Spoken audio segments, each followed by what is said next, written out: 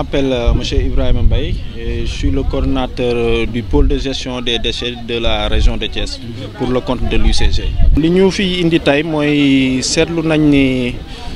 ci au niveau man li concerné pôle Thiès surtout ci yoon yi dañuy gis souvent am ay dépôts sauvages yoo xam ne nii dañ koy dafay nekk te gis nañ ni communes yi itam comme ni monsieur le maire ni mu ko waxee amuñu moyens yi pour éradiquer dépôts yooyu moo tax ñun en plus ci mise à niveau yi ñu leen di defal ci seen biir communes yi dañ ne axe national yi itam comme que dafa doon ay endroit yoo xam ne nii nit ñi dañ koy fréquenter te gan bu ñëw itam ci lay jaar yoon la aussi ñu nettoyer ko def fa itam benn système de pérennisation boo xam ne nii dina tax cadre boobu daal day gën a améliorer wu. nga sant yenn axe yoo xam ne mu ngeen tànn. tànneef bi mooy fi nga xam ne bi ñu defee suñuy état des lieux gis nañ ni mbalit ma bari na fa de un de deux itam mooy que ni dafa doon ay endroit ay axes yoo xam ne nii nit ña fay jaar dafa bari trop donc fu nit ñi di jaar yoon la ñu seetal ko ba nga xam ne au moins image bi dina rafet. lan mooy kàddu gi jëm ci askan wi gannaaw léegi monsieur le maire wax ni ne. saytu bi dafa war a tàmbalee d'abord ci askan wi. waaw askan wi moom gën leen a ñaax. ñu gën a am comportement éco-citoyen gën a jàpp ci liggéey bi parce que ñun aussi suñu éradiquer par exemple dépôt bi suñ ko dindee ñoom ci ginnaaw ñu ñëwaat tuuraat day mel ne liñ fi def du dara donc ñoom yoon la ñoom ñu xam ne mbalit daa am nuñ ko war a téye suñ ko téyee nag ñun dina am nuñ leen di accompagner ba nga xam ne chaque 2 jours dinañ fi indi oto boo xam ne nii liñ jot a dajale ñun dinañ ko jël yóbbu ko ba nga xam ne genre dépôt yi incha allah dootu fi amati. juste benn question. mbalit mi ginnaaw bu ngeen ko jëlee fii. fan ngeen ko yóbbu ak nan ngeen koy jëfandikoo seen i jëfandikoo. waaw loolu nag moom mooy problème bi nga xam ne actuellement état du Sénégal ak bailleurs yi bëgg nañ koo résoudre parce que comme ni ko monsieur le maire waxee ñi ngi fi ñëwoon doon def benn waxtaan. ak waa commune bi ak tous les acteurs ñi nga xam ne ñooy gravité autour de la gestion des déchets waxtaan boobu li ko sabablu woon mooy que ni état du Sénégal dafa gis ne commune yëpp soo fa demee daanaka amul décharge yoo xam ne nii ça respecte les normes environnementales fi ñu koy tuur souvent mooy ay ancienne carrière lay doon wala xool benn tool rek ñu sotti ko fa te loolu da ngay déplacer problème bi rek mais pour résoudre problème bi de manière pérenne foog ñu am ay infrastructures aux normes yoo xam ne nii foofu la ñuy traiter suñu mbalit non seulement dañ ko fay def mais dañuy génne itam potentiel économique bi nga xam ne mbalit mi am na ko donc ay infrastructures la yoo xam ne nii actuellement nii ci 36 communes au niveau de la région de Thiès sélectionné nañ leen ci projet boobu ñu naan Promojet nga xam ne Banque mondiale moo ñu ci accompagner donc loolu pour juste balaay dara xew sax def état des lieux évaluer pour chaque commune yan besoin la am ci matériel roulant ak ci infrastructure ba nga xam ne ëllëg si biir dépôt sauvage yi kenn dootu ko alimenter mais dafa am ay bërëb yu tuurukaay yu mucc ayib yoo xam ne nii fa lañ koy yóbbu. communes yi xanaa ñu gën a jël seen ñu gën koo fonkaat rek wàllu gestion des déchets. parce que gis nañ ne lu jafe gérer la parce que dafa laaj ay moyens te gis nañ ni comme ni ko la monsieur le maire waxee aussi ñoom aussi moyens yi mi laaj souvent amuñu ko moo tax état du Sénégal ñëw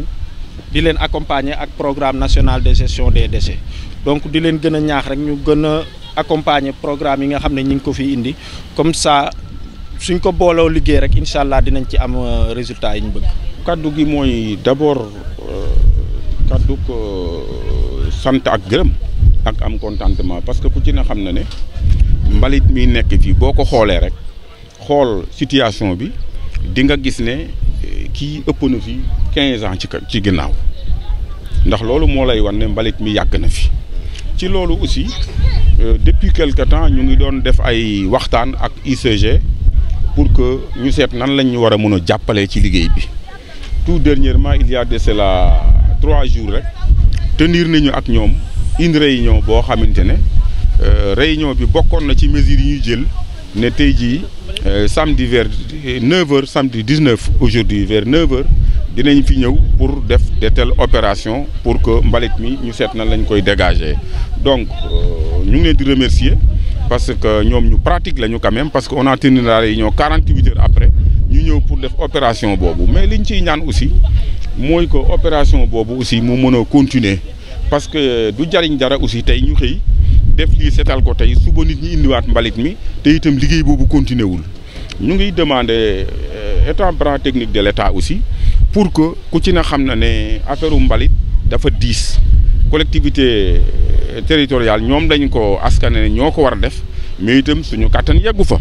ndax boo demee même dans les grandes villes telles que Dakar wala Thiès mais mbalit maa nga fa na xuus parce que mënuñu ko donc bon ñun ñi nga xam ne ay communes rurales lañu xam nañu ne amuñu kàttan pour war a mën a dindi mbalit moomu donc tey bu ñu ñëwee def opération bu mel nii li ñuy ñaan rek mooy ñu pérenniser action bi maanaam mu nekk loo xamante ne dafay wéy parce que nag xëy na fii dafa gën a feeñ ndax mu ngi ci axe boo xam ne ci kaw tali bi la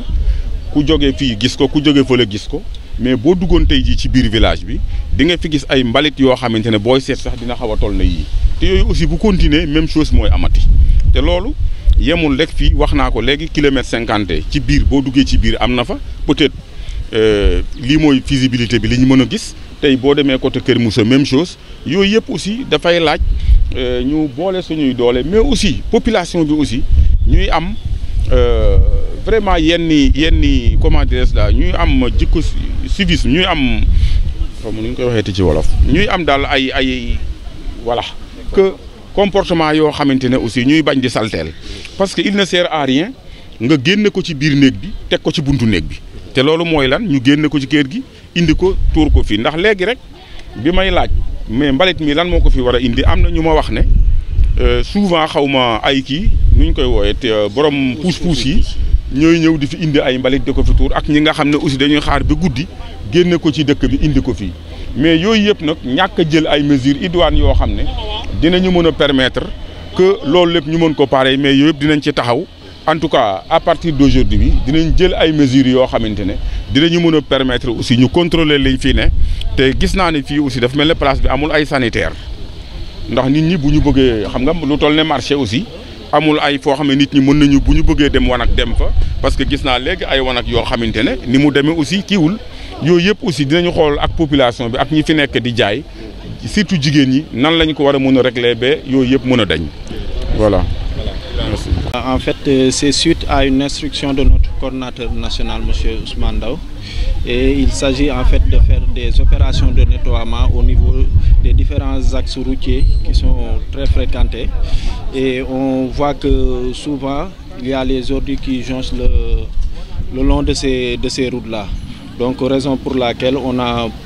prévu ces opérations pour faire une mise à niveau et éradiquer tous les dépôts sauvages qui jonchent les routes nationales. Et c'est une tournée nationale? Oui, c'est une tournée nationale, mais en ce qui nous concerne, nous, au niveau du pôle Thiès, c'est surtout l'axe Kayar, kilomètre 50, kilomètre 50 Thiès, Thiès Tivaouane, Tivaouane Mboro et Thiès aussi. Thiès Khombol, il y a aussi l'axe Thiès Mbour et l'axe Mbour Thiadiaye. Qu'est-ce qui explique le choix de ces axes? Parce que ce sont les axes où on voit il y a beaucoup d'activités commerciales et ce sont des routes qui sont assez fréquentées. Donc c'est normal d'assainir ces routes nationales-là. Alors au-delà des grands axes est-ce que vous avez d'autres sites à nettoyer dans les... Oui, surtout les sites de forte production. Les sites de forte production et surtout aussi rappeler qu'on a l'habitude aussi avec les communes de les accompagner en matière d'éradication des dépôts sauvages, de nettoiement. Et en dépit de ça, il y a cette opération-là pour concrétiser de manière pratique toutes les opérations pour assainir de manière globale l'ensemble et améliorer surtout le cadre de vie des populations. On a vu tout à l'heure que monsieur le maire a lancé un appel. On a vu une mobilisation spontanée de la population des riverains pour prendre en charge les déchets sous ces voies. Quel est l'appel aujourd'hui que vous lancez au vu de cette situation? L'appel, c'est surtout que ces populations aient des comportements éco-citoyens, à savoir surtout savoir conditionner leurs déchets pour que ça ne s'éparpille pas Et nous aussi, à notre niveau, on va, comme monsieur le maire l'a demandé, mettre en place un système de pérennisation qui va, pourquoi pas, permettre une camion benne tasseuse qui va passer tous les 2 jours au niveau des axes nationaux pour ramasser les déchets des commerçants. Bon, le sentiment, c'est le sentiment de satisfaction, d'autant plus que ICG s'est déployé depuis la semaine dernière. Nous avons tenu une réunion avec les commissions, une très belle réunion quand même, où ils nous ont proposé de venir en aide vers la commune, mais particulièrement au niveau de kilomètre 50, parce que c'est un axe central, c'est un axe aussi très important, comme vous le voyez ici, avec beaucoup de temps d'ordure. Et comme vous le savez peut-être, on sait très bien que l'environnement fait partie des domaines de compétences des collectivités territoriales, mais avec nos maigres moyens, nous ne pouvons pas quand même faire ce travail-là. Donc avec l'appui de ICG, nous sommes prêts aussi à collaborer avec les populations, avec les vendeurs qui sont au bord de la route et même le villageois. Vous voyez que c'est une opération très exceptionnelle, d'autant plus que vous voyez ici tous les chefs de, le chef de village et la population, ainsi que les femmes, et tout le monde vraiment ici présent pour assister à cette opération OGH. C'est une opération, une partenariat entre le ICG et la commune. C'est une partenariat solide quand même. Oui, c'est un début de partenariat. Parce qu'on a tenu des réunions avec ICG. Surtout, il y avait un séminaire où un de mes représentants, à l'occurrence le président de la commission environnement, était présent. Donc, c'est aujourd'hui qu'on a commencé les opérations, mais les discussions se passaient très bien auparavant. Ouais. Peut-être un appel à l'endroit de la population et à certaines organisations qui fonctionnent dans ces... Bon, à l'endroit de la population, vraiment, c'est d'être conforme à ce que nous faisions aujourd'hui. Parce qu'il ne sert à rien si on fait de telles opérations et demain on revient sur les mêmes lieux et déverser ces ordures. Mais de toute façon, la municipalité prendra des mesures de sécurité, mesures aussi de protéger l'environnement. Mais nous appelons aussi le chemin de fer qui est directement concerné ici, de nous venir aussi en appui. Comme vous le voyez ici, les rails sont là presque un peu bloqués. L'autre aspect, c'est de solliciter au niveau de l'État, par le biais des ICG, vraiment de continuer de nous appuyer sur d'autres opérations. Parce que ce n'est pas ici seulement, mais c'est dans beaucoup de villages, surtout les villages centres tels que Kermousso et même kilomètre 50 ici. À l'intérieur, on sait qu'il y a beaucoup de temps d'ordures qui devaient être enlevées.